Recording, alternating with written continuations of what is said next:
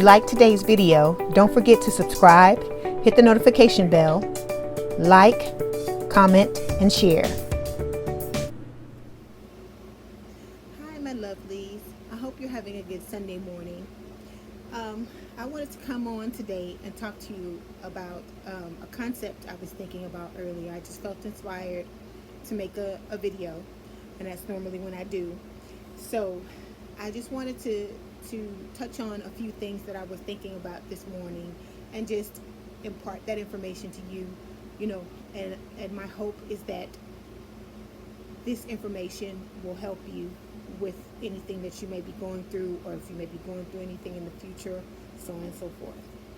Well, lately I've been doing a lot of self-reflection, introspection, and just really trying to get rid of a lot of beliefs and things that I've had that have kept me in a place that I don't want to be in.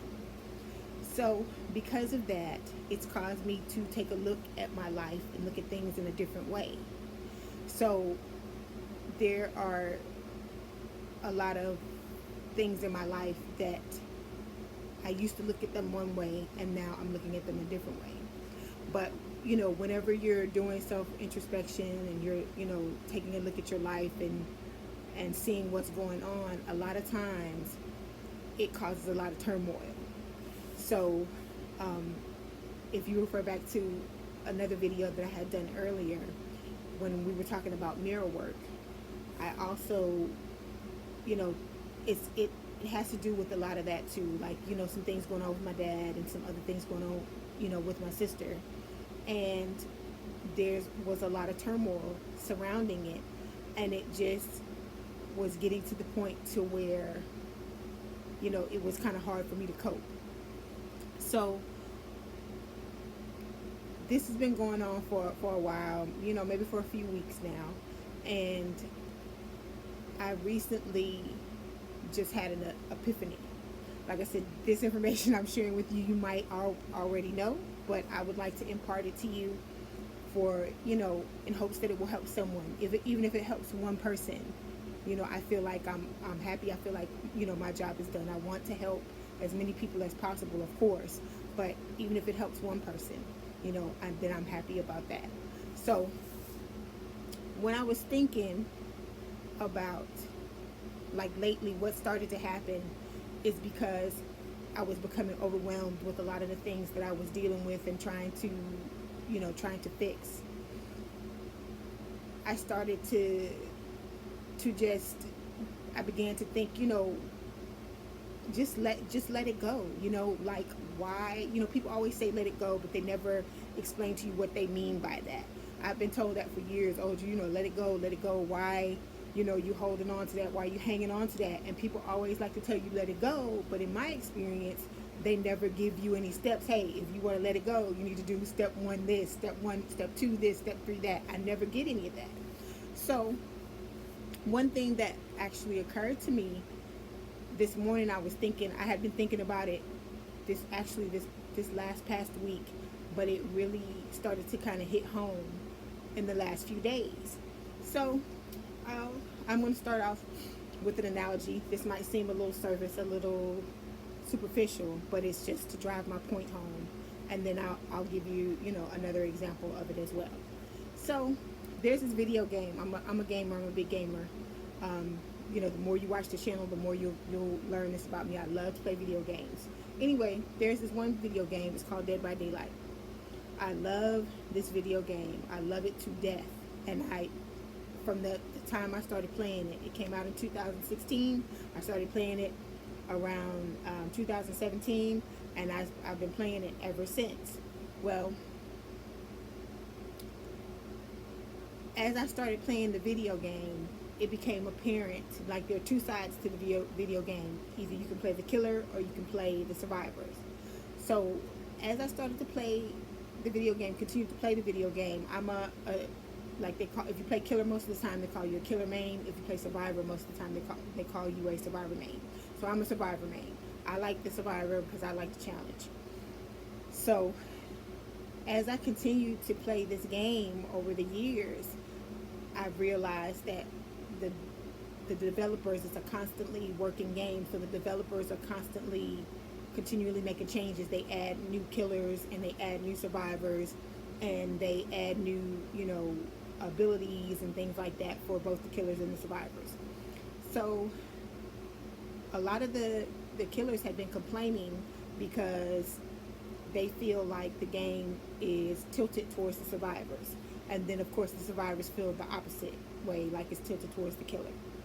So because of this, the devs have been working to try to make everybody happy, which is impossible. It's impossible to make everybody happy.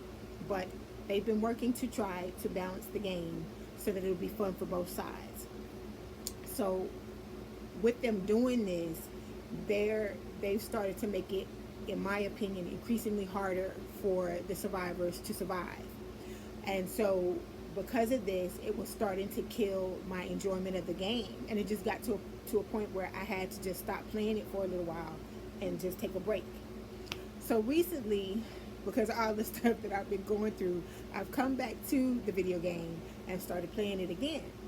But this time, I've approached it from a different viewpoint, because what I realized was that when I was playing the game the first time, I had gotten used to winning the majority of the time, because depending upon the skill level of the killer and the skill level of the survivor, you could basically play this game, and you may play the way it used to be is maybe if I played 10 games, maybe I would get out 4 or 5 times, maybe 6, depending upon the level, like I said, the skill level of my skill level and the skill level of the person playing the killer.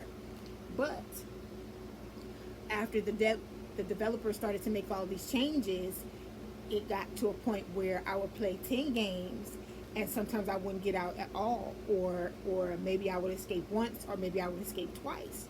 So if you're playing Survivor, anybody that knows this game, enough, know it on the surface, would realize that if you keep playing the game all the time and you're losing, it starts to not be fun anymore. So I realized this was the reason why I had to take the break. But when I came back to the game, instead of going with the mindset of, okay, well, I'm gonna, try to win, I'm gonna try to get out every time, I said, you know what, let's not even worry about that. And then also part of it had to do with, because my skill level had gotten high enough to where I was always having to play against the most advanced killers, and then the people that have been playing that have like 6,000 and 7,000, 8,000, 12,000 hours in the game. And when you have that kind of experience in the game, it's going to be hard to evade the person and get away from them. You're going to be getting caught, and you're going to be hooked. So that, like I said, that coupled with what the devs were doing, it just kind of like killed it for me. But like I said, coming back, I was like, let me not go into it with the viewpoint that I'm going to win. Let me just go in and say, I'm just going to play for fun. It doesn't matter if I get out. It doesn't matter if I die. It doesn't matter if I'm able to complete my objectives. It doesn't matter if I'm successful in trying to help the other survivors, as long as I'm trying and I'm playing for fun. Because at the end of the day, all it is a game. So I saw something interesting started to happen when I went in with this viewpoint. I started to enjoy the game, and if I died or I got killed, or I didn't complete all my objectives, or the whole game ended up being a failure, I was okay with it. I was okay with it. I didn't want to throw down the controller in disgust and be disgusted with the whole point of the game, because it's just that you're supposed to do it to have fun. And so after thinking about that, I just realized how much differently, even though, like I said, I may not have always survived or always escaped, or always did the things that you're supposed to do as a survivor, I still had fun. So that made me start thinking about with my life and the things that I've been going through at this time. I'm like, why am I trying to fight? That's what I was doing. I was trying to resist. I've been trying to resist all the pain and all the upset and all the, you know, the fallout from me trying to better myself. So what I'm saying is, instead of me putting up resistance, I now am starting to see that what I just need to do is just be okay. Just be okay with what's going on. You know, if you're having a problem with someone in your life and it doesn't get solved right away, just be okay. Be okay with what's happening. Know that it's not the end of the world. Know that, you know, tomorrow is another day and you can try to solve the problem again. Or if you decide that you don't want to deal with it anymore, you want to wash your hands of it, you can do that as well.